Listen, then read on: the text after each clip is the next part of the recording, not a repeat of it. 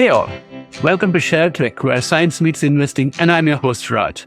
Today's video is different. It's a Sunday special of sorts, a deeper editorial that blends my own market research with AI-driven analysis. We're going to unpack the real impact of tariffs on the US economy and the stock market from the perspective of a long-term investor. Friends, I value your time, so I'll keep this as crisp as possible and elaborate only where necessary. If you have been watching the market rise while sensing cracks beneath the surface, this one's for you.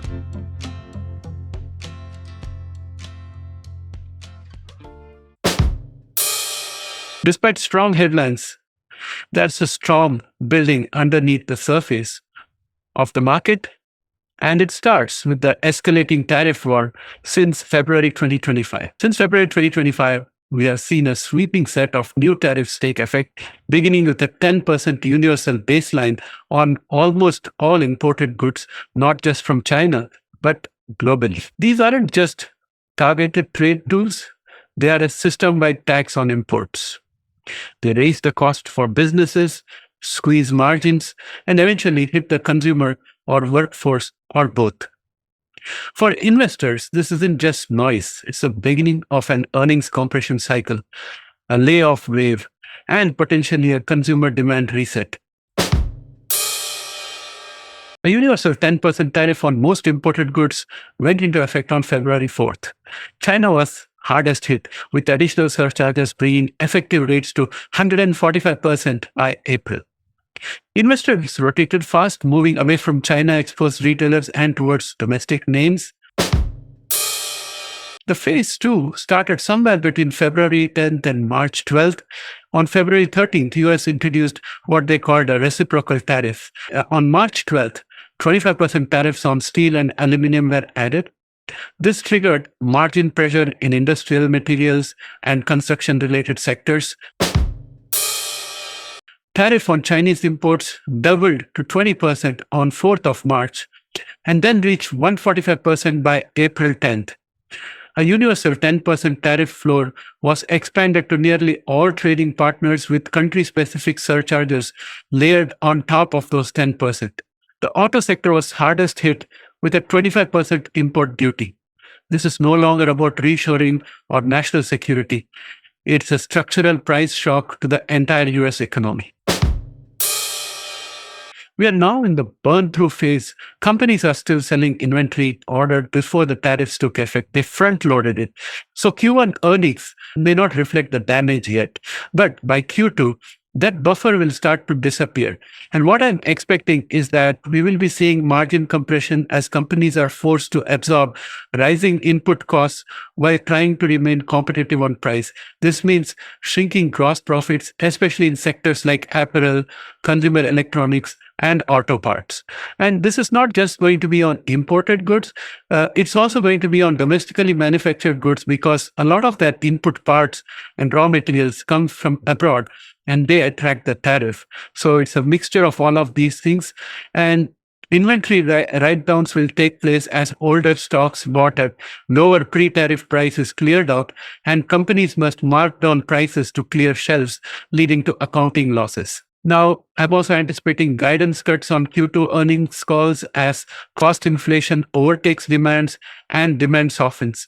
The real stress test is back to school season. Spring and summer orders will be priced under the new tariffs, and sales volume will test demand elasticity, especially in price-sensitive areas. And as the economic data trickles in, we will start seeing those numbers. By Q3, we entered the Christmas order window. Companies will be selling products priced under peak tariff conditions with no inventory cushion. We are likely to see earnings misses as the cost increases aren't fully passed on and revenue flattens or declines. We'll also start to see demand drop-offs, especially in discretionary spending categories, as various households start budget tightening. And also we look at potential layoff announcement as businesses restructure to preserve cash flow in response to raising costs and weakening demand. And this will lead us to look at the broader economic shock. A universal tariff regime means no easy workaround. Supply chains can't just pivot to Vietnam or Mexico And without a relief valve, cost inflation becomes entrenched. The result is going to be systemic. We would be looking at broad layoffs in manufacturing, retail, logistics, and service sectors as employees struggle to hold on to job and employers struggle to maintain the tighter margin. And there will be reduced consumer demand as layoffs increase, as household purchasing power decreases, and savings erode. Employees anticipating layoffs will start cutting their expenditure right from the beginning in a proactive manner, and that will also provide further dampener. Next, we'll see that credit risk will intensify because the combination of a weaker US dollar, higher import costs from tariffs, elevated interest rates, and stagnant wage growth squeezes both consumers and small businesses. Delinquencies on credit card, auto loans, and small business lines of credit are also likely to rise further. They're already high, they could go up further. We're already seeing early signs of strain in regional banks. It is reflected through tighter lending standards and hiring freezes. If this continues, the result is not just inflation, it's a stagflationary mix of higher prices, lower growth, rising unemployment, and a worsening credit condition. Now let's talk about specific sectors from an investor perspective. Some of the highest risk sectors which we need to avoid are import-heavy retail sectors like Dollar General and Walmart. Then we look at consumer electronics. Think of Apple and Best Buy. And if you look at apparel and footwear, Nike and TJX, autos, Ford and GM. And in case of employment-sensitive services, I would look at restaurants and hotels. These are discretionary, and you'll see a reduction in travel as well. And the medium risk area would be industrials like Caterpillar and John Deere. Think about home improvement like Home Depot and Lowe's. Part of the dynamic for Home Depot and Lowe's would be that even though mortgage rates will be high and people may not be moving into new houses, that could in turn lead to home improvement projects, minor home improvement projects, DIY projects, and those things could give some business to Home Depot and Lowe's and keep them a little bit better off. Tech hardware like Dell and HP will also suffer. Regional banks would have credit losses from consumers and small and medium businesses. And also the higher yields is going to push down the value of their balance sheet and put a lot of strain on them. And once safe but now exposed domestic steel and aluminum sector will have problem because tariff protection versus falling demand is the dynamic that we have to look at out there. And agriculture will be hit by export retaliation, especially soybeans and others. They are going to be hit first. And industrial wheats will suffer capital expenditure slowdown. Utilities and healthcare are likely to face risk of late payment or deferrals. And based on all of these, I would say, now let's look at various economic scenarios that could come out as a result of all of these factors. I would say that there is a 40% probability that we could see a recession by Q3 2025, which will be consisting of layoffs plus weak demand, which sparks asset deflation. And we'll also be seeing consumer defaults and credit tightening. This could potentially prompt tariff rollbacks, but it will be too late to reverse the damage that's already been done. And there's also probability, 45% probability that we may have stagflation through 2025 to 2026. This could lead to business failures in exposed sectors. Supply chain diversification accelerates, but it still hurts the margin because of the high level of tariffs, which is almost universal.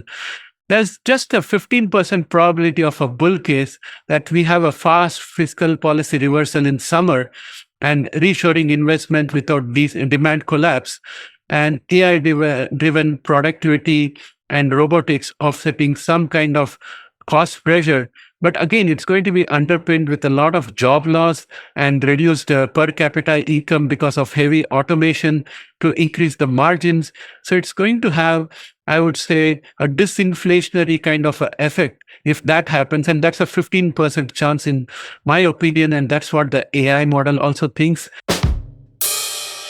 I'm thinking that the markets are still buoyant, and that worries me. And I've mentioned that in most of my videos that based on all the mess that is underneath and already the irreversible damage that has happened due to the tariff announcement, it's going to impact the economy, it's going to impact the US dollar, it's going to impact the bond yields. And therefore, when the bond yields go up, we are going to see markets go down. And I'm not seeing that happening. And that has been worrying me for a while. I'm holding on to more cash, trimming exposure to China reliant sectors, and watching the earnings that are coming out closely for guidance cuts and margin warnings.